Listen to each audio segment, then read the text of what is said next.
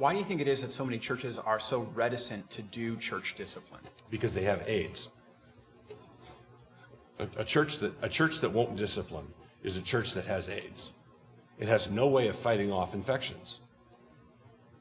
Right? Church discipline is the church's immune system. And if error comes into the church and you won't discipline, then the error is going to overrun the church. If immorality comes into the church and you won't discipline, then that immorality is going to overrun the church. And something I learned from my dad is that hard teaching, and I know that church discipline, excommunication sounds to many people positively medieval, right?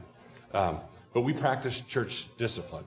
And something I learned from my dad is that hard teaching and church discipline, excommunication is one of these hard teachings. Hard teaching creates soft hearts. Soft teaching creates hard hearts. Right? So if you preach the word of God, like the jackhammer of God, it's going to break up concrete. It's going to break up hard hearts.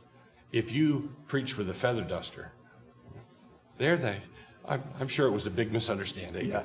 And I'm sure she was cute, and you were getting tired of your wife. And what's going to happen is you're going to have your congregation filling up with adultery, porn use, pornography, broken marriages, rank bitterness, because you won't bring the hard teaching of the word to bear on the hardness of sin. So it's either going to be hardness in the pulpit or hardness in the pews. It's going to go one way or the other. It's got to be a hard line. This is what God says, so this is what we should do, and so we're going to do it. And that includes church discipline. If one of you ditches your wife for some Twinkie, we're going to excommunicate you. We're not going to let you call yourself a Christian and behave that way. We're not going to let you call yourself a Christian and embezzle funds from your business. We're not going to let you go down the transgender road if you call yourself a Christian.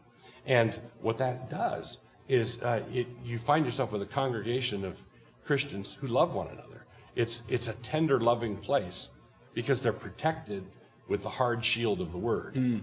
But if you don't protect the people with the hard shield of the word, then you're relegating them to the hardness of their hearts.